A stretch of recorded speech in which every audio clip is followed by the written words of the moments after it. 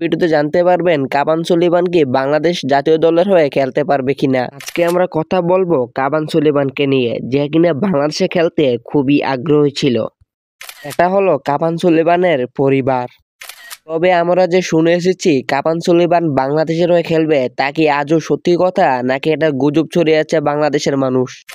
এটা একদম সত্যি কথা, এটা কোনো গুজব নয়। বাংলাদেশের অবহেলার কারণে কাবান সুলিমান বাংলাদেশের হয়ে এখন খেলতে পারছে না। আপনারা কি জানেন কাবান সুলিমান ও তার ভাই কুইন সুলিমান মেসির বিপক্ষেও কিন্তু ম্যাচ খেলেছে। এখন আমরা জেনে নেব কাবান সুলিমান সম্পর্কে সকল তথ্য।